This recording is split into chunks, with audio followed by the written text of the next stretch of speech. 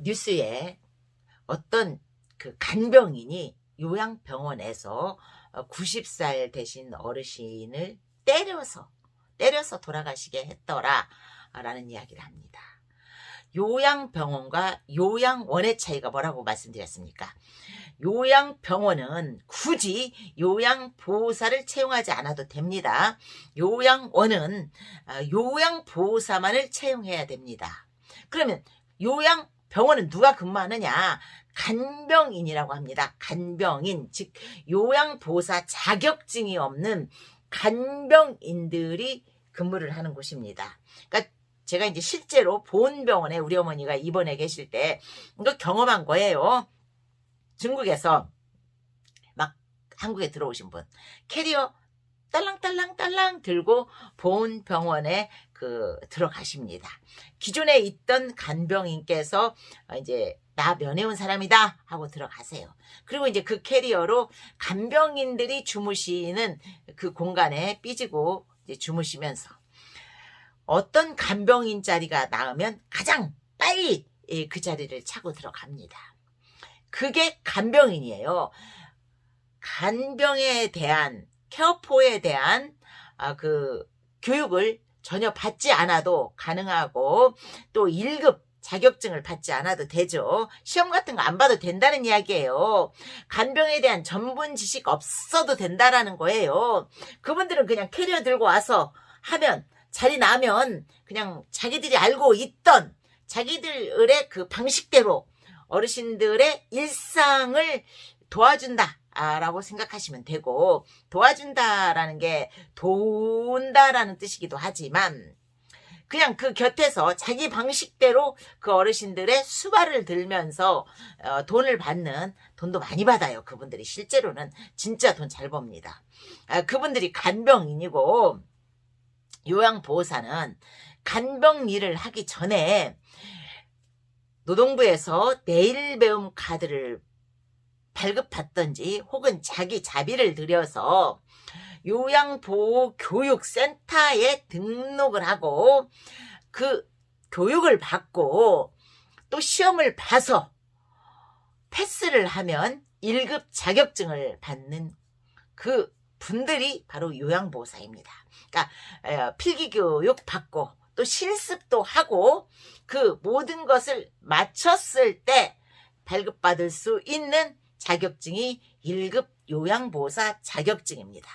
그것을 받고 일하시는 게 현재 요양보호사 선생님들이고, 하긴 뭐 예전에는 중국에서 캐리어 들고 딸랑딸랑 와서 간병인 하다가 며칠 교육만 받으면 요양보호사 자격증이라는 걸 준대. 그러면 내가 선점해야지 라고 하시면서 제대로 교육 안 받고 자격증을 따서 지금 이제 그 요양원에 취직하시는 요양보호사 선생님들도 있습니다.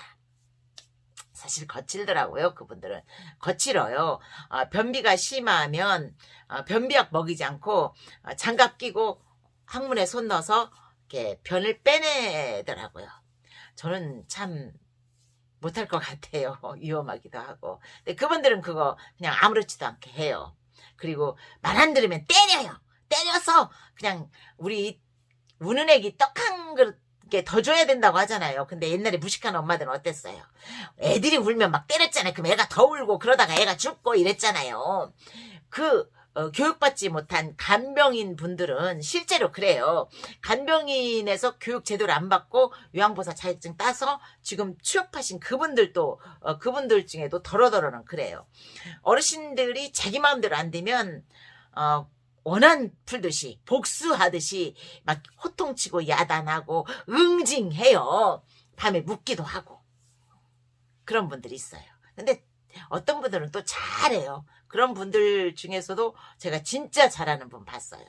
와, 정말 저분은 간병인으로서, 그러니까 요양보호사, 케어포, 그 어르신들을 케어하는 그 케어기버로는 참 대단한 분이다 라는 생각이 드는 경우도 있었어요. 그런데 하여간 간병인은 위험할 수도 있다. 그리고 밤에 많이 묶어요. 묶는다라는 게 필요할 수도 있어요. 묶는다라는 게 어쩌면 이제 치매 어르신은 자기도 모르게 막 나가서 뭐 목류병처럼 거실을 돈다거나 밖으로 나가려고 막 문을 잡아다니는 경우가 있어요.